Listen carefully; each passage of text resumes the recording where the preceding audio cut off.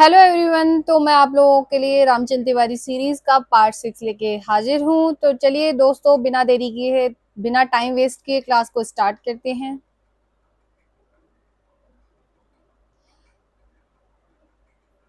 ये है हमारी पुस्तक हिंदी का गद्य साहित्य, डॉक्टर रामचंद्र तिवारी।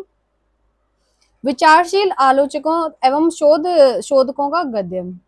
उच्च स्तर के साहित्यिक अन्वेषकों एवं आलोचकों में परशुराम चतुर्वेदी, चंद्रवली पांडे, डॉक्टर हजारी प्रसाद द्विवेदी, भगवत शरण उपाध्याय, डॉक्टर धीरेन्द्र वर्मा, बलदेव उपाध्याय, डॉक्टर वासुदेव शरण अग्रवाल, पंडित विश्वनाथ प्रसाद मिश्र, डॉक्टर नगेंद्र, डॉक्टर भागीरथी मिश्र आदि प्राय संस्कृत निष्ठ भाषा का ही प्रयोग करते थे। तो कैसी भाषा का प्रयोग करते थे ये लोग? संस्कृत निष्ठ। इनमें सबसे ज्यादा महत्वपूर्ण हजारी प्रसाद द्विवेदी जी का है। वे कैसी भाषा का प्रयोग करते थे? संस्कृत निष्ठ। विश्वविद्यालयों में प्रकाशित होने वाले खोज ग्रंथों की भाषा का दृष्टिकोण अधिक व्यापक रहा, किंतु इनका झुकाव भी तत्सम प्रधान भाषा की ओर ही रहा। हाँ, खोज की प्रवृत्ति प्रधान होने के कारण इनमें अलंकरण एवं काव्यात्मकता के स्थान पर तथ्य प्रतिपादन का दृष्टिकोण ही प्रधान होता है।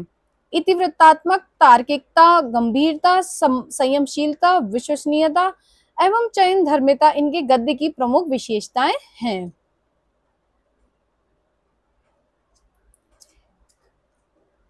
सबसे महत्वपूर्ण है ये तथ्य जो मैं अभी आपको मार्क कर रही हूँ कि बाण भट्ट की आत्मकथा में कादम्बरी की सी संस्कृत भाषा का आनंद आता है। ये बहुत महत्वपूर्ण कथन है कि किसका है? रामचंद्र तिवारी जी का, कि बाण भट्ट की आत्मकथा में कौन सी भाषा का आनंद आता है? तो कादम्बरी की सी संस्कृतनिष्ठ भाषा का। लिखित भाषण संग्रह में गंभीरता के साथ साथ ये हजारी प्रसाद द्विवेदी जी के विषय में ही है। नाथ संप्रदाय और हिंदी साहित्य का आदिकाल जैसी खोजपूर्ण कृतियों में आपकी भाषा संस्कृतनिष्ठ, संयत एवं गंभीर हो गई है। सूरदास की आलोचना में काव्यात्मकता एवं बंगला की भावुकता दृष्टिगत होती है। तो सूरदास जी की जो आलोचना हजारी प्रसाद द्विवेदी जी ने लिखी है उसमें काव्यात्मकता एवं बंगला की भावुकता दृष्टिगत होती है। बीच में जो आप जनपदीय प्रयोग भी कर देते हैं, सब मिलाकर आपकी भाषा विषयक दृष्टिकोण अधिक उदार और व्यापक है, किंतु आपके गद्य की मूल प्रवृत्ति तत्समता एवं संस्कृत निष्ठता ही है। अब हमारे आगे प्रयोगवादी लेखकों का गद्य। अपनी दृष्टि में मर्यादाओं के भीतर से परंपराओं को प्रस्तुत करने वाली प्रगतिशील, आत्मन्वेषी और दूसरों की दृष्टि में परम अहमन्य व्यक्तिवादियों ने हिंदी गद्य को एक प्रकार की बौद्धिक सूक्ष्मता प्रदान की। तो ये जो प्रयोगवादी लेखक थे, कैसे थे? बौद्धिक सूक्ष्मता प्रदान की, मतलब ये हृदय तत्व को प्रधानता नहीं देके बुद्धि तत्व को इन्होंने प्रधानता दी। इनके गद्य में तत्समता और प्रयोग वक्रता के साथ साथ मानसिक उलझनों, गुत्थियों, घात प्रतिघातों एवं विचारों की गहरी रेखाओं को उभार देने की पूरी शक्ति है। इनका गद्य भावों की तरलता की अभिव्यक्ति के प्रयत्न में रस सिक्त नहीं हुआ है, वरन विचारों की गहराइयों को उभारने में सूक्ष्म हो गया है। तो किस प्रकार के विचारों की गहराई। इनका गद्य अंग्रेजी की चिंतन, यहाँ पे मतलब आपको जो समझने वाली बात है कि प्रयोगवादी लेखकों को जो गद्य था वो कैसा था, भावात्मक था या विचारात्मक? तो विचारात्मक, चाहे वो कविता के विषय में हो चाहे गद्य के विषय में। इनका गद्य अंग्रेजी की चिंतन भंगिमा की ओर संकेत करता है। वह मन की सूक्ष्मतम परतों के धीरे धीरे खोलता चलता है। इसे हम चिंतन, उलझन, आत्मन्वेषण, ऊहापोह एवं अंतर्मंथन का गद्य कह सकते हैं। जो प्रयोगवादी लेखक जो गद्य लिख रहे थे रामचंद्र तिवारी जी, उसको क्या कहते हैं? चिंतन, उलझन, आत्मन्वेषण, ऊहापोह एवं अंतर्मंथन का गद्य कह सकते हैं। ये एक महत्वपूर्ण तथ्य हो जाता है आप लोगों के लिए। अपने अपने अजनबी में अज्ञे जी कहते हैं, समय मात्र अनुभव है, इतिहास है। इस संदर्भ में क्षण वही है जिसका अनुभव तो है लेकिन जिसका इतिहास नहीं है, जिसका भूत भविष्य कुछ नहीं है, जो शुद्ध वर्तमान है, इतिहास से परे, स्मृति के संसर्ग से अदूषित, संसार से मुक्त। अगर ऐसा नहीं तो वह क्षण नहीं है, क्योंकि इस काल का कितना ही छोटा खंड क्यों ना हो, उसमें मेरा जीना काल सापेक्ष जीना है, ऐतिहासिक जीना नहीं जीना है। वह बिंदु नहीं है, रेखा है, रेखा परंपरा है और क्षण परंपरा मुक्त होना चाहिए। ये एक बहुत महत्वपूर्ण तथ्य कथन है अज्ञेय जी का। कहाँ किस रचना से लिया गया है? अपने अपने अजनबी से। नए कवियों का गद्य। प्रयोगवाद के बाद नई कविता का लंबा दौर चला। इस दौर के चलते आधुनिक कविता के भीतर कई उतार चढ़ाव आए हैं। 1964 से लेकर अब तक कविता, बीट पीढ़ी की कविता, युवा आक्रोश की कविता, नारीवादी एवं नक्सल आंदोलन से प्रभावित कविता और बिना किसी लेवल के जीवन की सच्चाइयों को उजागर करने वाली यथार्थ गंदी कविताओं कविता का की अनेक लहरें आधुनिक काव्य भूमि को आंदोलित करती रही। इस लंबे दौर में कुछ नए लेखकों ने कुछ अच्छी गद्य रचनाएं भी लिखी। इनमें शमशेर, त्रिलोचन, केदारनाथ सिंह, कुंवर नारायण और अशोक वाजपेयी के गद्य ने हमारा ध्यान विशेष रूप से आकृष्ट किया। कवि त्रिलोचन, जिनका जन्म वर्ष 1917 और निधन वर्ष 2007, का गद्य अपनी लोकनिष्ठा, ऊष्मा, विवेक, उदारता, स्पष्टता, दायित्व बोध, पारदर्शिता और आत्मीयता के नाते हमारी चेतना पर छा जाता है। शमशेर बहादुर सिंह, जिनका जन्म वर्ष 2011 और निधन वर्ष 1993, का गद्य हिंदी का जातीय गद्य है। तो हिंदी का शमशेर बहादुर सिंह के गद्य को हिंदी का जातीय गद्य किसने कहा है? रामचंद्र तिवारी ने। वह द्वाभव मंडित है। उसमें उर्दू की रवानी और हिंदी की शालीनता के साथ साथ उच्च स्तरीय सौंदर्य बोध भी है। उनका एक एक शब्द अर्थ गर्भित होता है। उनकी लय मंद किंतु व्यंजना द्रुत होती है। कवि केदारनाथ सिंह, जिनका जन्म वर्ष है 1934 और निधन वर्ष है 2018, का आलोचनात्मक गद्य बेहद साफ सुथरा और रागदीप्त होते हुए भी काव्य कर्म की विवेक निष्ठ विश्लेषण की सारी संभावनाओं से पूर्ण है। ये बेसिकली सभी जितने भी कवि हैं उनके बारे में रामचंद्र तिवारी जी ने अपना एक मत दिया है या एक आलोचनात्मक टिप्पणी की है। ये इतनी महत्वपूर्ण नहीं है जितने की कोटेशंस और जो जहां मैंने इंपोर्टेंट लिखा है वो ज्यादा महत्वपूर्ण है। ये एक महत्वपूर्ण कथन है जो कि उपसंहार से लिया गया, रामचंद्र तिवारी जी का ही है। हिंदी गद्य आज अभिव्यक्ति का सशक्त माध्यम बन चुका है। तो क्या अभिव्यक्ति का सशक्त माध्यम बना है? तो हिंदी गद्य। वह जीवन की प्रत्येक गति और स्थिति को सार्थक एवं प्रभावी अभिव्यक्ति देने में सक्षम है। निबंध, आलोचना, उपन्यास, कहानी, नाटक, एकांकी, जीवनी, गद्य, गीत आदि परिचित विधाओं के अतिरिक्त संस्मरण, रेखाचित्र, डायरी, पत्र, रिपोर्टाज, यात्रावृत्त, साक्षात्कार, व्यंग लेख, कैरिकेचर, ये एकालाप आदि अनेक नवीन विधाओं का विकास हिंदी गद्य के बहुआयामी स्वरूप तथा जीवन की वास्तविकता एवं संश्लिष्टता को रूपायित करने की उसकी बढ़ती हुई क्षमता का द्योतक है। ये इतना महत्वपूर्ण नहीं है पर फिर भी मैंने मार्क कर दिया था। आप लोग पढ़ना चाहे तो आप लोग देख सकते हैं। पर जिसको मैं इंपॉर्टेंट लिखनी हुई है, जिसको मैंने बोला है कि आपको स्पेशली याद रखना है या अपने नोट्स में एड ऑन करना है, तो उसको आप अच्छे से ध्यान रखेंगे। हिंदी गद्य अपने विकास के प्रथम चरण में से ही मध्यम मार्गी किंतु उदार दृष्टि अपनाकर आगे बढ़ा। भारतेंदु हरिश्चंद्र ने राजा शिव प्रसाद सितारे हिंद की उर्दू की ओर झुकी हुई आम फहम और खास पसंद भाषा तथा राजा लक्ष्मण सिंह की संस्कृत भाषा के बीच का मार्ग अपनाकर हिंदी गद्य को जनसाधारण की मानसिकता के निकट प्रतिष्ठित किया। तो राजा शिव प्रसाद सितारे हिंद कैसे लिखते थे? उर्दू की ओर झुकाव वाली आम फहम या खास पसंद भाषा। और लक्ष्मण सिंह जी कैसे लिखते थे? संस्कृतनिष्ठ भाषा। और जो हमारे भारतेंदु हरिश्चंद्र थे उन्होंने मध्यम मार्ग अपनाया। उन्होंने उर्दू को भी लिखा और संस्कृत को, ऐसी भाषा को चुना जो आम जन आसानी से समझ सके। आचार्य महावीर प्रसाद द्विवेदी ने भारतेंदु हरिश्चंद्र की नीति का आदर करते हुए हिंदी गद्य को परिष्कृत एवं समृद्ध किया।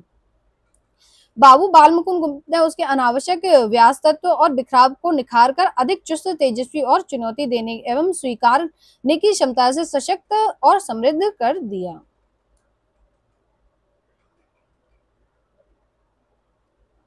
ये महावीर प्रसाद द्विवेदी जी के विषय में है कि संस्कृत, अंग्रेजी, बांग्ला, मराठी आदि कई भाषाओं के अच्छे जानकार थे। तो जो महावीर प्रसाद द्विवेदी जी थे वे संस्कृत, अंग्रेजी, बांग्ला, मराठी आदि भाषाओं के जानकार थे। उन्होंने मराठी गद्य की गंभीरता, उर्दू की चुटीलीपन और रवानी, बंगला की रागात्मकता एवं भावदीप्ति, संस्कृत का औदात्य एवं लालित्य तथा अंग्रेजी का ढांचा लेकर हिंदी गद्य की प्रकृति को व्यापक आधार पर प्रतिष्ठित किया। ये किसका कथन है? रामचंद्र तिवारी जी का। किसके विषय में? महावीर प्रसाद द्विवेदी के विषय में।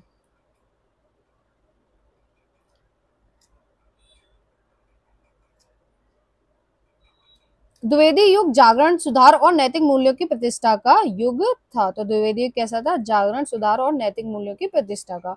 उसमें सामाजिक सुधार एवं राष्ट्रीय गौरव की रक्षा के प्रति अपूर्व उत्साह था।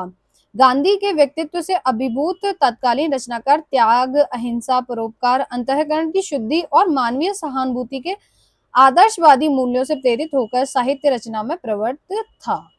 इसी कारण द्विवेदी युग का गद्य साहित्य जीवन के यथार्थ से जुड़कर भी अपने लक्ष्य में आदर्शवादी ही था रहा। बाल मुकुंद गुप्त और पद्म सिंह शर्मा व्यवहारिक, चुटीला, चुस्त और सजीव गद्य, सरदार पूर्ण सिंह का उदार, प्रसन्नशील, ओजस्वी, लाक्षणिक और चित्र व्यंजना प्रधान गद्य, पद्मलाल पुन्ना बख्शी और शिपू जनसहाय सहज, संयमित, शिष्ट गद्य, ये सभी की भाषा के विषय में है। मुझे इतना तो महत्वपूर्ण नहीं लगा, लेकिन मुझे रामचंद्र शुक्ल जी का थोड़ा महत्वपूर्ण लगा। गंभीर, विवेचनात्मक, संयमित एवं निष्ठा दीप्त गद्य द्विवेदी युग की समृद्धि के साक्षी हैं। युग प्रवृत्ति एवं जीवन के प्रवाह के साथ निरंतर आगे बढ़ते हुए प्रेमचंद पहले व्यक्ति हैं जो आदर्श के मोह को त्याग कर अपने अंतिम रचनाओं में यथार्थ की कठोर भूमि पर उतर आए हैं। तो कौन पहला व्यक्ति है जो जिसने आदर्श का त्याग करके यथार्थ की भूमि पर उतरा है? तो वो है प्रेमचंद जी। रचनात्मक स्तर पर द्विवेदी युगीन गद्य का सारा वैभव और छायावाद युग का मानवीय औदात्य प्रेमचंद की परवर्ती रचनाओं में सिमट आया है। निखार, चुस्ती, प्रवाह, व्यंग्यात्मकता, नाटकीयता तथा जीवन के अनंत विस्तार को समेटने की क्षमता के साथ ही ग्रामीण जनता के प्रति असीम सहानुभूति तथा घटनाओं, स्थितियों और व्यापारों की प्रति गहरी संवेदनात्मक प्रतिक्रिया प्रेमचंद के गद्य की निजी विशेषता है। ये तो आपसे रीड कर लेंगे तभी इतना काम चल जाएगा, लेकिन ये जो कथन है ये बहुत ही महत्वपूर्ण है।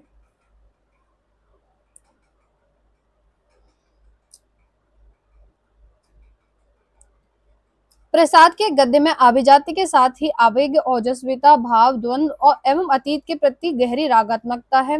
अपने उपन्यासों में यथार्थ का स्पर्श अवश्य करते हैं किंतु उसे विश्वसनीय नहीं बना पाते। निराला का गद्य उनकी विकसनशील एवं गत्यात्मक चेतना का प्रतीक है। महादेवी के गद्य में आक्रामकता के साथ ही भाव प्रेरित वक्रता एवं करुणा विगलित चित्त की आर्द्रता है। यहाँ पे सभी की भाषा या मतलब किस तरीके से लिख रहे थे यही बताया रामचंद्र तिवारी जी ने। माखनलाल चतुर्वेदी, प्रसाद, महादेवी और निराला की गद्य कृतियां राष्ट्रीय चेतना से युक्त हैं और उनमें उपेक्षितों के प्रति गहरी सहानुभूति भी है। उत्तर छायावादी के युग के कवि दिनकर और हरिवंश राय बच्चन का गद्य भी राष्ट्रीय सांस्कृतिक चेतना से मंडित एवं रागदीप्त है। तो ऐसा नहीं है कि हरिवंश राय बच्चन जी हालावादी कवि हैं तो उन्होंने राष्ट्रीय सांस्कृतिक चेतना से संबंधित कुछ नहीं लिखा, ऐसा कुछ भी नहीं है। अगर ऑप्शन में आए तो आप लोग याद रखिएगा। छायावाद के प्रतिनिधि आलोचक आचार्य नंदलाल वाजपेयी का गद्य अपनी चिंतनशील मुद्रा के बावजूद स्वच्छंदवादी कला मूल्यों का ही समर्थक है।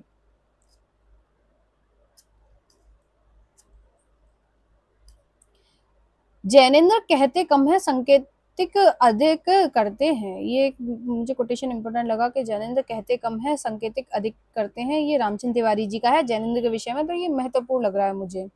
यदि मानव मन की अबूझ गहराई में उतरने के लिए यह चेष्टा अनिवार्य है तो इसे अवांछनीय और दोषपूर्ण भी कैसे कहा जा सकता है।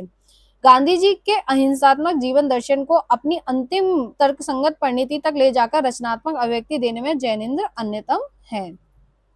मानव मन की अतल गहराई में स्थित एक अबूझ रहस्यमय और स्वतंत्र जगत की सत्ता की स्वीकृति और उसके उद्घाटन की प्रेरणा से रचित ईलाचंद जोशी के उपन्यासों का गद्य सब अधिक प्रभावी नहीं बन सका है। फ्राइड और एडलर के मनोविश्लेषण से प्राप्त निष्कर्षों के आधार पर पात्रों एवं स्थितियों को सायास कल्पना के कारण उनके गद्य की सहजता समाप्त हो गई है।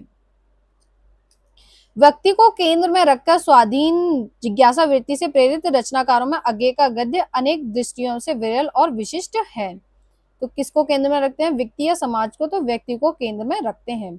आगे ने अपने समूचे गद्य साहित्य में उन मूल आधारों के अन्वेषण का प्रयत्न किया है जो नैतिक, सांस्कृतिक एवं मानवीय मूल्यों के आदि स्रोत हैं। आपका गद्य एक तत्व चिंतक किंतु संवेदनशील रचनाकार का गद्य है। आगे का गद्य उन अमूर्त स्थितियों को आकार देने की चेष्टा का प्रतिफलन है जिन्हें मन की आंखों से देखा और बुद्धि की उंगलियों से छुआ जा सकता है। ये मुझे महत्वपूर्ण लगा, आप लोग एक बार इसको नोट कर लेंगे कि आगे का गद्य उन अमूर्त स्थितियों का आकार देने की चेष्टा करता है जिन्हें मन की आंखों से देखा और बुद्धि की उंगलियों से छुआ जा सकता है।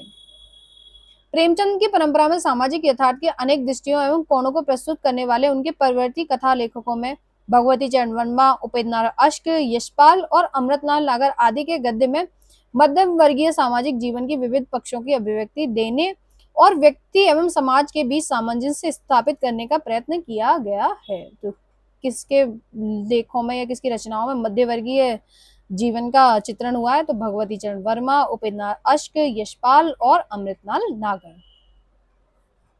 भगवती बाबू का गद्य आधुनिक सामाजिक जीवन की विविध और बहुरंगी स्थितियों तथा निरंतर बदलते हुए मूल्यों एवं मान्यताओं को ऐतिहासिक परिप्रेक्ष्य में प्रस्तुत करता है। वे आधुनिक जीवन की विडंबनाओं से बखूबी परिचित हैं।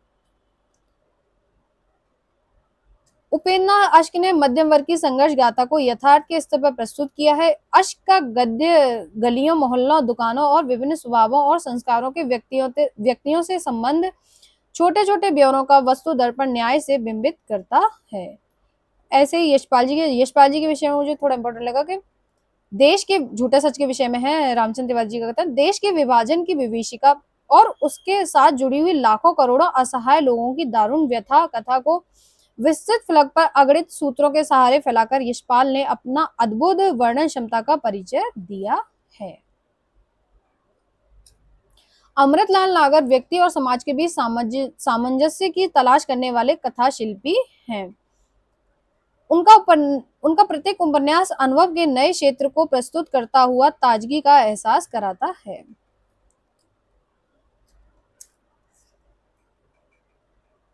ये हजारी प्रसाद द्विवेदी के विषय में ये इतना महत्वपूर्ण नहीं है, बस इनकी भाषा के विषय में या मतलब किस टाइप के लोगों को ये व्यक्ति को महत्व दे रहे थे या समाज को, तो ये ज्यादा महत्वपूर्ण है।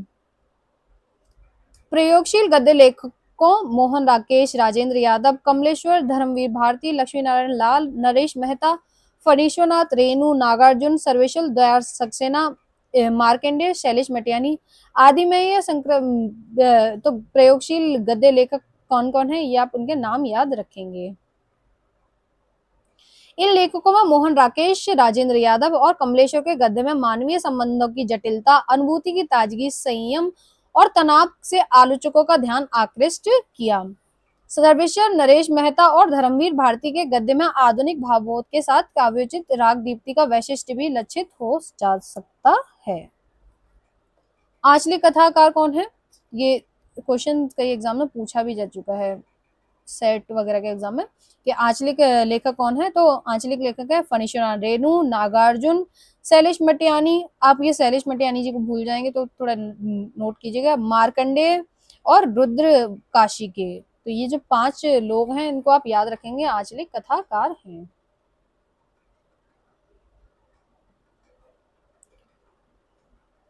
ये सभी की भाषा या किस तरीके की शैली का प्रयोग करे थे यहाँ पे ये बताया गया है।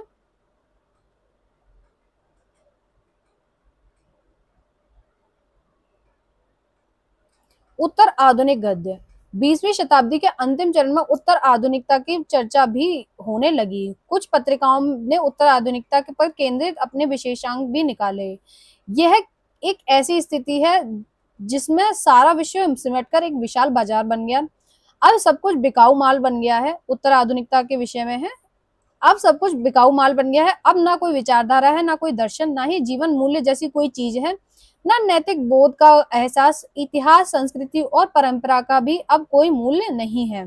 अब टेक्नोलॉजी ही सब कुछ है। ऐसी स्थिति में किसी तरह के शास्त्र या सिद्धांत की चर्चा करना व्यर्थ है। यहाँ पर निर्मला जैन जी का बहुत महत्वपूर्ण कोटेशन है, आप लोग याद रखेंगे। उत्तर आधुनिकतावाद के इस परिदृश्य में समीक्षा और ऐतिहासिकता दोनों खत्म हो जाती हैं। उत्तर आधुनिकता में सिद्धांत निर्माण नहीं होता, कुछ नए विमर्श हैं जो अपने आप में पूर्ण हैं।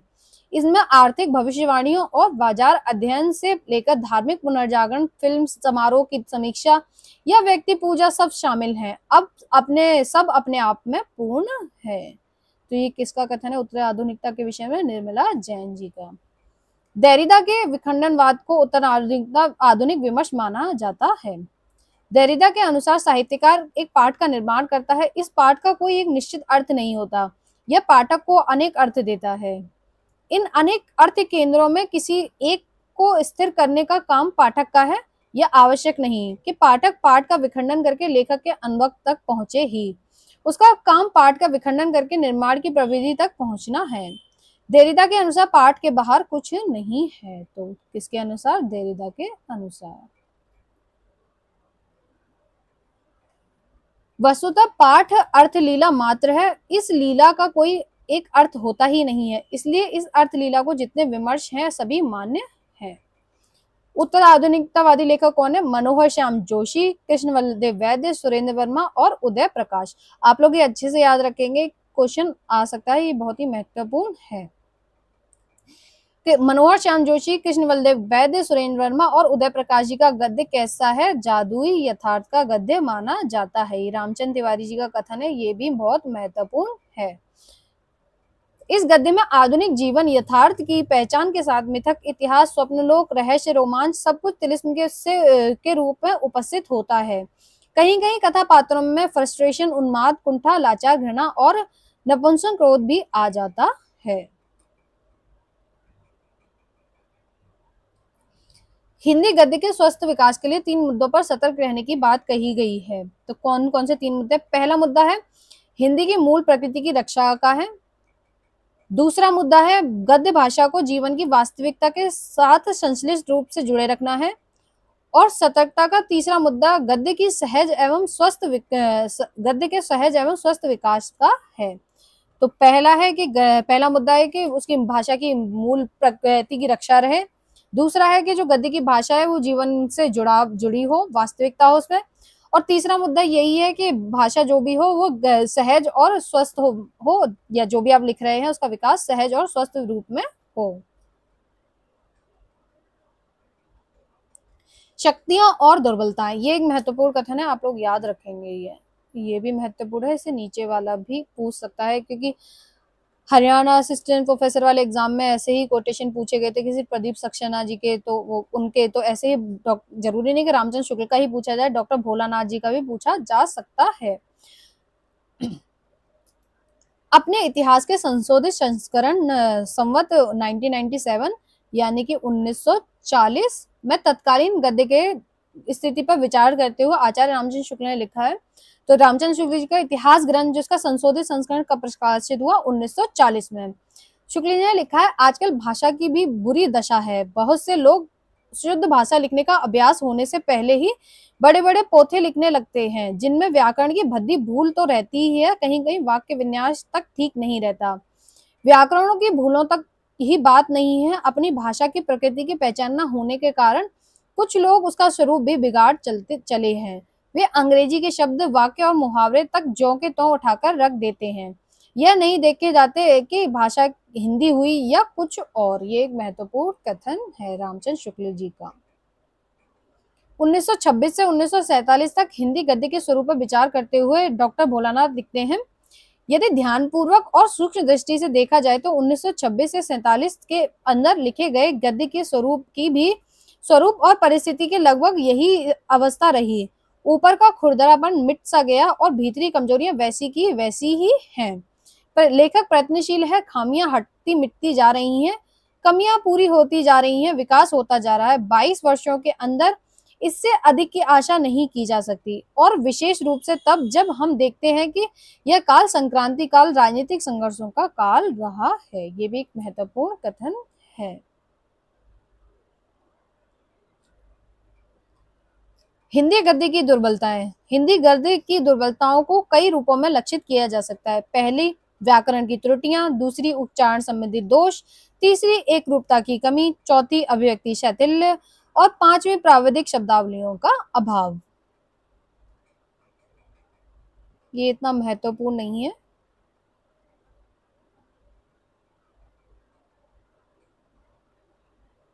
विगत 100 वर्षों में हिंदी गद्य का जिस प्रकार विकास हुआ है उसे देखते हुए इसका भविष्य उज्जवल ही माना जाएगा। रामचंद्र तिवारी जी। आइए चलो दोस्तों हम अब क्वेश्चन सॉल्व करते हैं।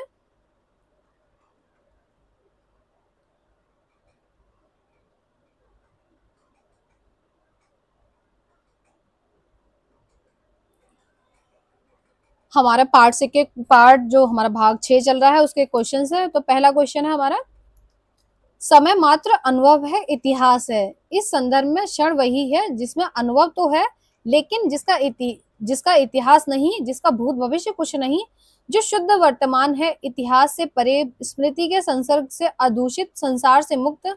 यह कथन किस लेखक का है? तो हमारे ऑप्शंस हैं, एक सेकंड,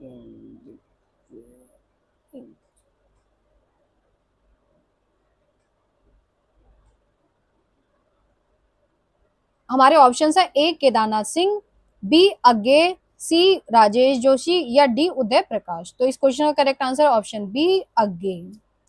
अगले क्वेश्चन पे चलते हैं, क्वेश्चन नंबर 2। उत्तर आधुनिकतावाद के इस परिदृश्य में समीक्षा और ऐतिहासिकता दोनों खत्म हो जाती हैं। उत्तर आधुनिकता में सिद्धांत निर्माण नहीं होता, कुछ नए विमर्श हैं जो अपने आप में पूर्ण हैं, जिसमें आर्थिक भविष्यवाणियों और बाजार अध्ययन से लेकर धार्मिक पुनर्जागरण, फिल्म समारोह की समीक्षा या व्यक्ति पूजा सब शामिल हैं, सब अपने में पूर्ण है। कथन किस आलोचक का है? Option A Ramchandra Tiwari, option B doctor Bholanath, option C Nirmala Jain या ऑप्शन डी सुरेंद्र वर्मा। तो इस क्वेश्चन का करेक्ट आंसर है option C Nirmala Jain. Question number 3 है, आजकल भाषा की भी बुरी दशा है। बहुत से लोग शुद्ध भाषा लिखने का अभ्यास होने के पहले ही बड़े बड़े पोथे लिखने लगते हैं, जिनमें व्याकरण की भद्दी भूल तो रहती है, कहीं कहीं वाक्य विन्यास तक ठीक नहीं रहते। कथन किस आलोचक का है? ऑप्शन है ए रामचंद्र शुक्ल, बी रामचंद्र तिवारी, सी रामलाल शर्मा या डी नगेंद्र। इस क्वेश्चन का करेक्ट आंसर है option A Ramchandra Shukla. Question number 4 है, आचार्य रामचंद्र शुक्ल के हिंदी साहित्य के इतिहास का संशोधित संस्करण किस वर्ष प्रकाशित हुआ? हमारे ऑप्शन है ए 1929, बी 1933, सी 1939 या डी 1940। तो इस क्वेश्चन का करेक्ट आंसर है ऑप्शन डी 1940। किनका गद्य जादू यथार्थ का गद्य माना जाता है? ऑप्शन है ए मनोहर श्याम जोशी, बी कृष्ण बलदेव वैद्य, सी सुरेंद्र वर्मा या डी उदय प्रकाश या ऑप्शन ई ऊपर के जितने भी ऑप्शन है सभी। तो हमारे क्वेश्चन का करेक्ट आंसर है option E all of the above, यानी कि ये सभी का जो ये इनके गद्य है वो जादुई गद्य यथार्थ का गद्य माना जाता है।